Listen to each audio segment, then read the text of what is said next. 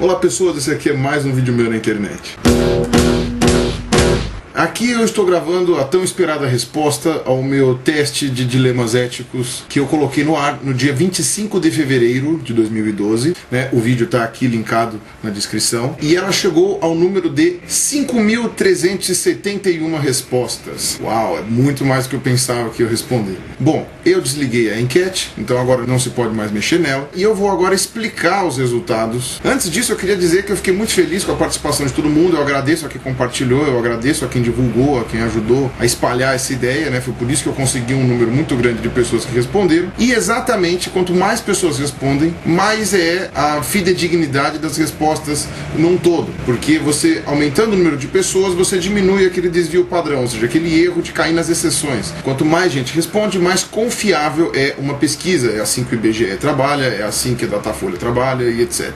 Bom, eu fiquei muito feliz com todo esse sucesso que teve essa coisa. Eu espero não decepcionar vocês agora durante as minhas respostas, tá? Então, até para vocês não ficarem muito decepcionados, eu vou ter que dizer que é praticamente impossível você discutir ou você discorrer sobre todos os aspectos possíveis sobre ética. Essa pesquisa que eu fiz, ela envolve muitos aspectos e não vai dar para discutir todos eles num vídeo. Como eu vou tentar fazer uma série de vídeos sobre ética, alguns pontos que ficarem faltando nesse vídeo aqui eu posso tentar abordar em outros vídeos. Eu queria comentar também algumas coisas que o pessoal escreveu para mim. Muitas pessoas vieram me falar que se sentiram incomodadas e que não conseguiram terminar de responder a enquete. Eu avisei que isso poderia acontecer. As situações em que eu coloquei as pessoas nessas perguntas deixou elas tão incomodadas que elas não queriam responder. Eu entendo isso, tá? Mesmo porque essas situações são fictícias, elas não vão acontecer, pelo menos eu espero que elas não aconteçam de verdade. E se elas acontecerem, é aquilo que eu falei. Você dificilmente vai ter só duas opções para seguir. Você vai ter mais de uma opção para tentar bolar uma solução. Mas como eu falei, não é um teste de resolução de problemas, é um teste de ética. O que você faria se você não tivesse opção.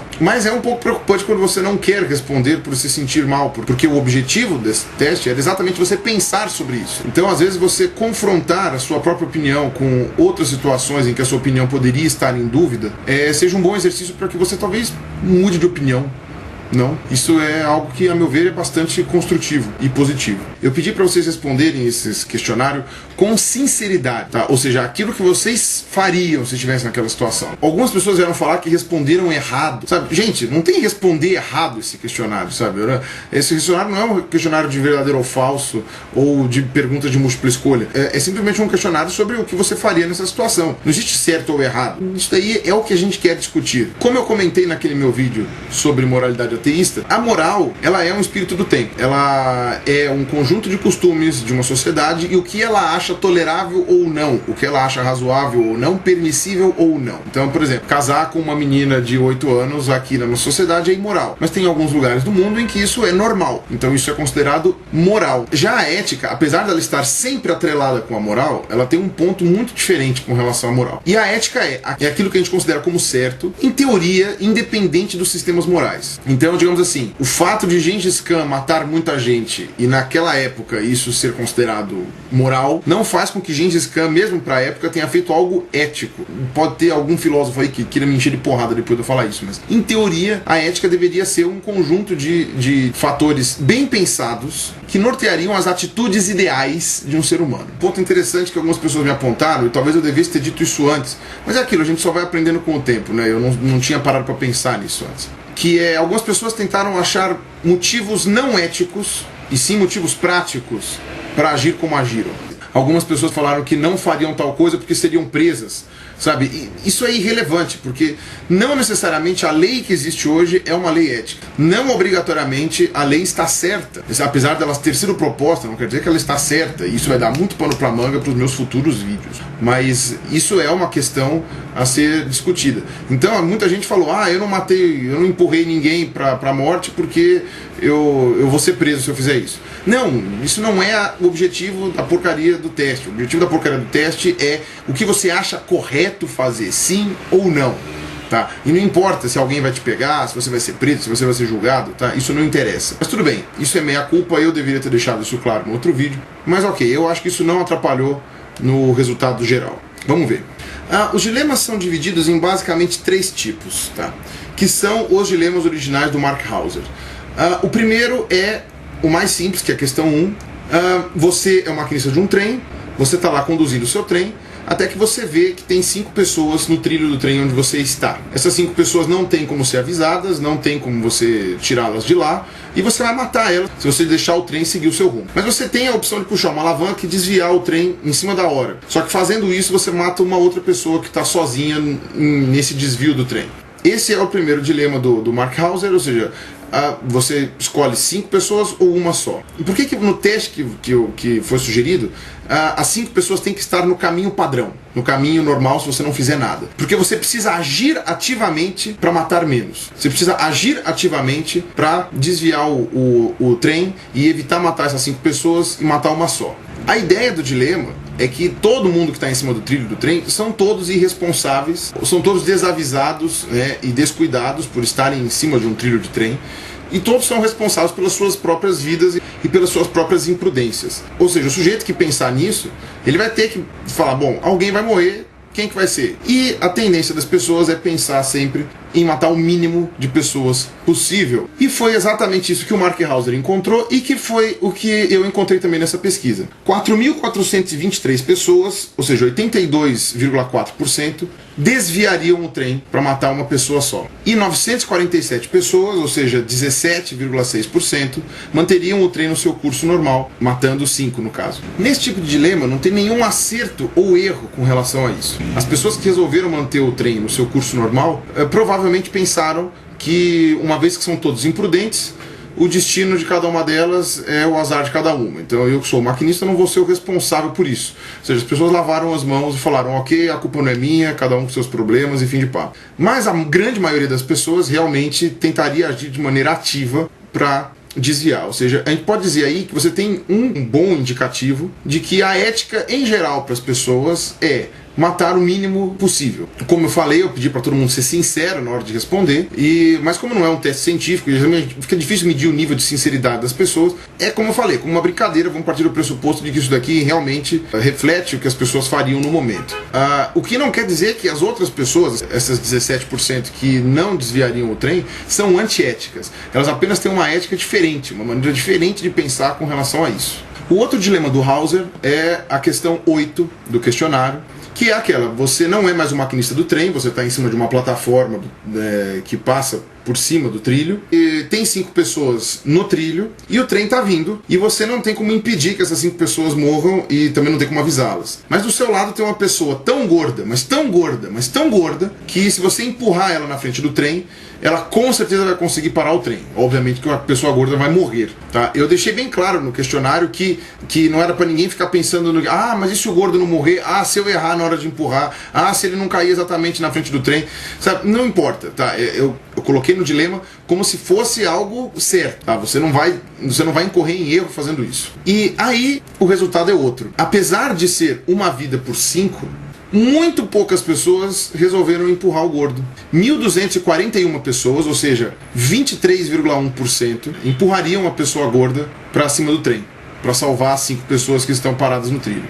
E 76,9%, ou seja, 4.128 pessoas não fariam nada. Por que você vê uma diferença tão grande nesse tipo de resposta? Claro, tem algumas pessoas aí que mantiveram o mesmo padrão da pergunta 1. Ou seja, se eu matei 1 para salvar 5, eu vou matar 1 para salvar 5. Só que tem uma diferença muito lógica nisso daí. E isso o Hauser já tinha observado. Aquelas pessoas que estavam em cima do trilho, no caso do dilema 1, elas já estavam envolvidas no problema. Elas estavam andando em cima do trilho do trem, como eu mesmo comentei, sob sua própria conta e risco e irresponsabilidade ou imprudência. A pessoa gorda não. A pessoa gorda estava parada em segurança em cima de uma plataforma. E você ativamente teria que sacrificar, né, teria que abater uma pessoa que não estava envolvida nessa história em prol de outras 5 pessoas que essas sim estavam sendo imprudentes no meio do trilho do trem. Então esse é o segundo dilema do Hauser, e esse resultado que eu encontrei foi muito parecido com o que ele encontrou também. E finalmente o terceiro dilema do Hauser foi o dilema que eu coloquei como 12 aqui, que é o do hospital. Você tem 5 pessoas na fila de transplante, cada uma precisando de um órgão diferente, e você tem na sala de espera uma pessoa saudável que é compatível com essas 5 pessoas. Se você fizer o transplante dessa pessoa com essas 5, essa pessoa saudável vai morrer, mas as outras 5 vão ser salvas. Esse dilema, na verdade, ele é idêntico ao dilema do gordo. É você envolver uma pessoa inocente, que não tem nada a ver com a história, para salvar 5 pessoas. Algumas pessoas vieram tentar burlar também.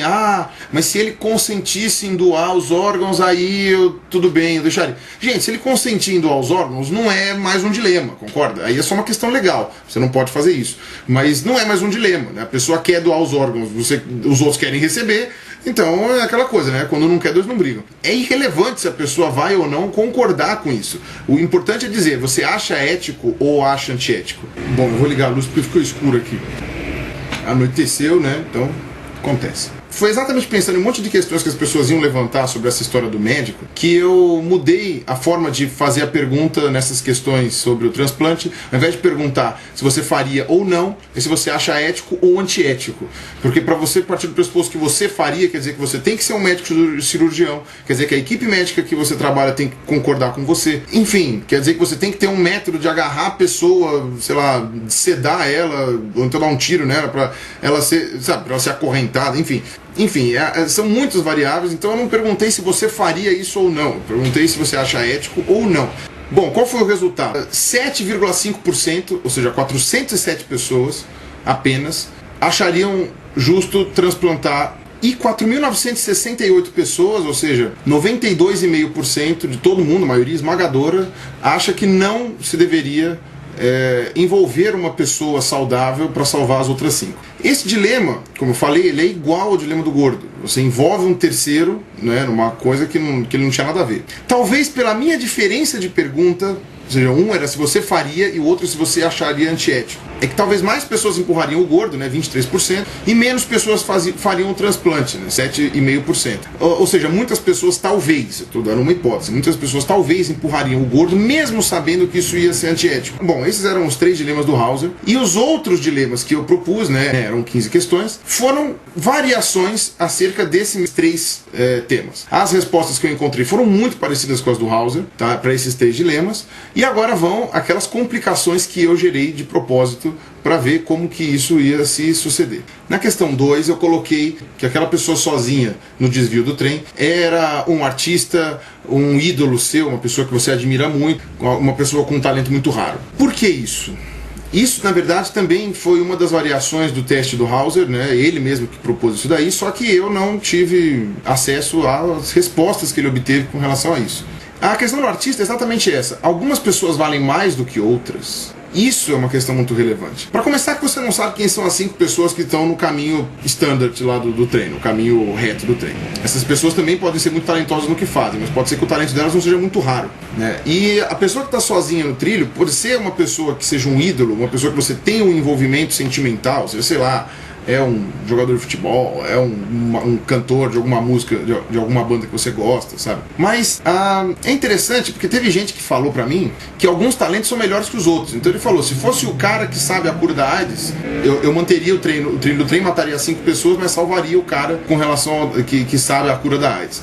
Mas se fosse um grande guitarrista, por exemplo, aí sim, guitarrista você tem em qualquer lugar, de acordo com essa pessoa que me deu essa opinião. Mas e se o maquinista for um cara que admira muito as pessoas que tocam guitarra? Sabe, essa é a questão, são os valores que cada pessoa tem. Isso é que é uma coisa relevante que tem que ser ponderada. Até que ponto os nossos valores influenciam na nossa ética? E se, por exemplo, fosse... vou dar exemplo de pessoas que já morreram, tá? Mas imaginemos que elas estivessem vivas. Se fosse um Beethoven, você mataria o Beethoven? Se fosse o Freddie Mercury, você mataria o Freddie Mercury? Pessoas que têm um talento realmente raro e realmente fantástico e dificilmente de encontrar em outras pessoas, sabe? Talvez um talento único. Valeria a pena matar elas em troca de 5 pessoas que poderiam ser tão talentosas quanto, mas você não sabe, né? Qual seria a resposta para isso? E o que foi encontrado foi muito interessante. Por quê? Porque a maioria continuou apoiando o fato de você desviar o trem e salvando 5 pessoas. A maioria de 3.396 pessoas. Ou seja, 63,2%. E uma minoria de 1.974 pessoas, né, 36,8%, que poupariam o seu ídolo e mandariam aquelas 5 pessoas que estavam vacilando no trilho para a cucuia. Apesar de ainda ser maioria, a quantidade de pessoas que desviariam o trem, a proporção é grotescamente diferente. Praticamente 20% de diferença. Ou seja, 20% das pessoas que matariam uma pessoa solitária por ser uma pessoa qualquer, deixariam de matar esta pessoa se soubessem que essa pessoa é um ídolo ou uma pessoa com um talento raro. Bom, e quando eu envolvo não uma pessoa conhecida com um talento raro, que seria útil talvez para a humanidade inteira, e sim uma pessoa que seria útil ou que tem algum tipo de relevância pro maquinista em si. Então foi isso que eu fiz na questão 3. Eu coloquei um parente da pessoa ou um ente querido, sei lá, uma pessoa que ela goste muito, né? Sei lá, marido, mulher, namorado, filho, qualquer pessoa relevante para a pessoa, como sozinha no trilho do trem. Aí o interessante é que inverteu completamente o sentido da coisa. 80,6% das pessoas manteriam o trilho no trem, matariam as 5 pessoas, ou seja, 4.327 pessoas, enquanto só 19,4% das pessoas, ou seja, 1.043, manteriam a sua decisão inicial, tomadas nas questões 1 e 2, de desviar o trilho do trem para matar uma pessoa só.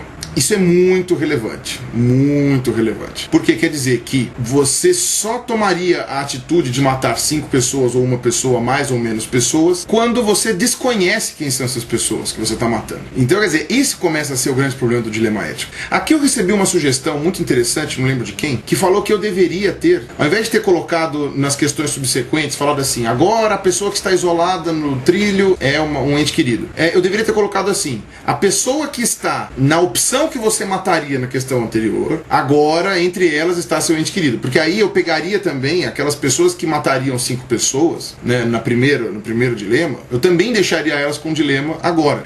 Se você já matou 5 pessoas desde o primeiro questão, não fez a menor diferença para você matar 5 pessoas agora, para você foi até melhor, né? Foi muito boa essa sugestão, infelizmente eu já tinha feito o dilema quando a pessoa sugeriu, mas vale aí para um próximo, talvez para um próximo problema que eu vá oferecer para vocês. Então, tá aí uma coisa interessante. E se eu, ao invés de falar que é uma pessoa desconhecida, eu começasse a fazer dilemas dando dados sobre essas pessoas? Então, por exemplo, se eu começasse a falar, daquela pessoa que está desconhecida lá, isolada no desvio do trem, ela é um pai de família, ela faz tal coisa, ela pratica caridade, ela, enfim, cuida de uma mãe velhinha, sabe? Se eu começo a acrescentar dados para essas pessoas, será que isso vai alterar a sua percepção do que é ético e do que não é? Que muitas pessoas que mudaram de opção, e foi a grande maioria delas, e não desviaram o trem para poupar o ente querido, falaram para mim, eu sei que eu estou sendo antiético, mas eu não vou conseguir matar, sei lá, minha mãe, meu filho, enfim, não importa. Eu vou deixar aqui a resposta de um cara chama Itoshishi, sei lá, acho que esse é o nome dele, que ele falou, tava difícil responder. Mudei a resposta de algumas, principalmente a primeira, várias vezes. Meu lado ético e meu lado humano estavam em conflito. Gente, vocês percebem isso aqui? Por que é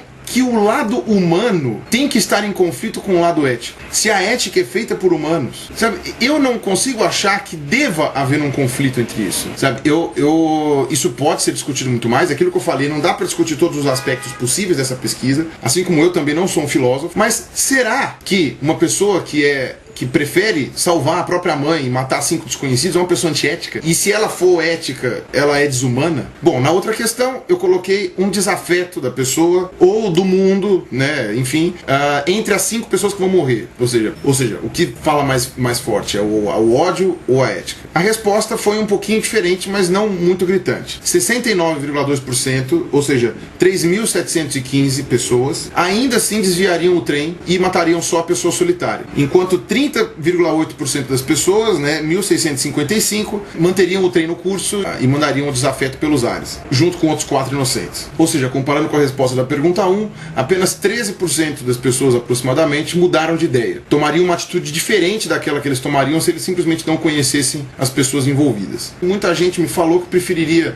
preservar o desafeto pessoal, mas mataria o desafeto global. Se fosse um Sarney da vida, mataria a pessoa, né, porque ele prejudica muito mais gente do que os outros 4 inocentes que estão lá vacilando junto com o Sarney. Exemplo, né? Foi só um exemplo. Bom, agora voltando ao dilema do gordo, na questão 9, eu coloquei que aquelas 5 pessoas que estavam paradas no trilho não estavam paradas porque elas queriam, elas não estavam vacilando lá como se fossem otários. Uma delas tinha ficado com o pé preso e, portanto, não estava conseguindo sair. As outras 4 estavam tentando ajudar ela a soltar o pé e não daria tempo. O trem ia matar as 5. Você empurraria o gordo mesmo assim? O resultado não foi muito diferente do fato das pessoas simplesmente estarem andando no trilho do trem. Enquanto a primeira resposta, 23% empurrariam o gordo, só uma pequena margem de diferença, 31,5%, né, 1.691 pessoas, empurrariam o gordo, ou seja, deu aí uns 8% de diferença. Só 8% das pessoas que responderam realmente tomariam uma atitude diferente, sabendo que as pessoas que estavam no trilho estavam com o pé preso no trilho, ou seja, eles não estavam vacilando lá à toa. Mesmo assim, a maioria das pessoas não envolveria um terceiro nessa história que não tinha nada a ver com isso, né? Mais ou menos 68,5% não faria nada, né? 3.678 pessoas deixariam o gordo viver. A resposta também, novamente, se alterou quando eu coloquei um ente querido entre os trilhos do trem. Aí inverteu de novo, né? 62,8% empurrariam o gordo, 3.370 pessoas.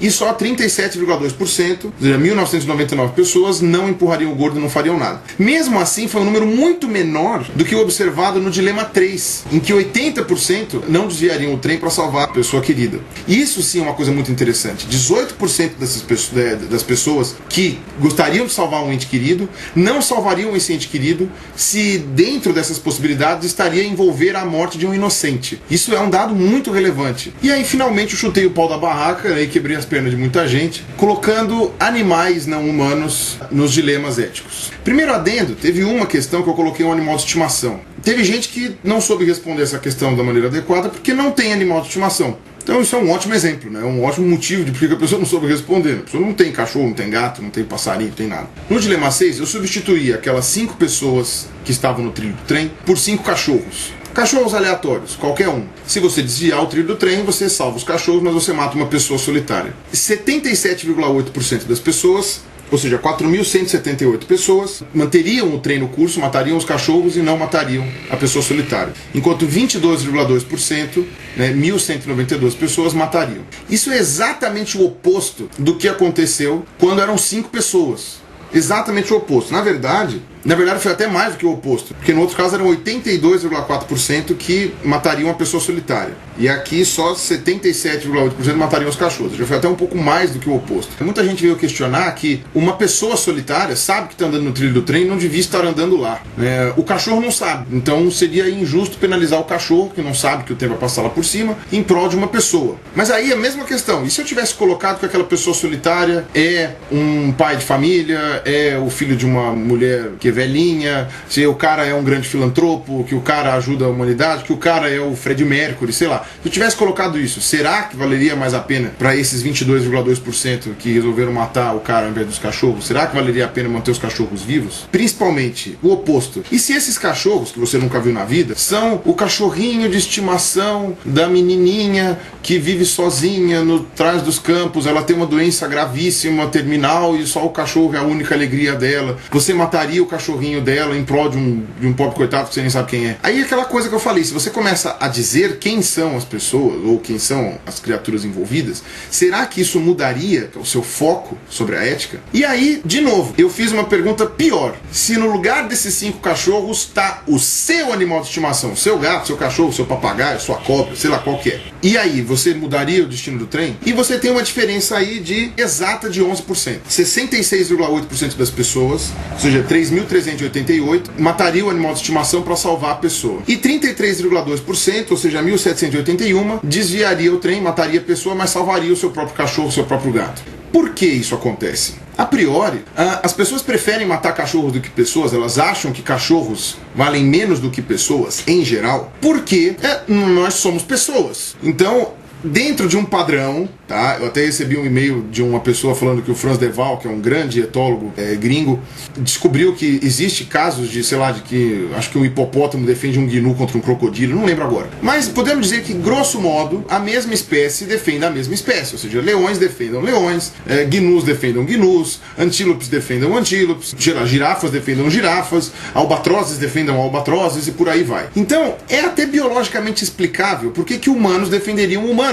em detrimento de outras outras espécies animais. Por que é que a gente reconhece em nós mesmos algo mais especial do que os outros? Sabe, isso seria biologicamente entendível. E isso é uma das coisas que é mostrado nesse teste de ética. Apesar de que sempre tem aquela porcentagem de pessoas, no caso 22%, que não acham assim, que não pensam assim. Mas quando você humaniza esse animal, quando você coloca humanidade e sentimento envolvendo este ser como um animal de estimação, você tem aí 11% das pessoas que prefeririam manter esse laço afetivo vivo do que salvar uma pessoa desconhecida. É muito curioso isso daqui, que um cachorro e um gato, efetivamente, por ser uma criatura humanizada, não quer dizer que ela seja humana, ela é humanizada pelo seu dono ou pelo seu tutor. Eu gostei dessa ideia de tutor, né? Porque eu acho meio estranho você dizer que você é dono de um ser vivo. Ele adquire uma importância igual a de um familiar. Agora, o mesmo não acontece no dilema 11, em que eu coloquei o animal de estimação no trilho do trem e você teria que empurrar o gordo para salvar o seu animal de estimação. Diferente do que aconteceu no dilema 10, em que eu coloquei um parente no trilho, 62,8% das pessoas matariam o gordo para salvar o parente. E só 18,5% das pessoas, ou seja, 993, matariam o gordo para salvar o cachorro, ou o gato, enfim.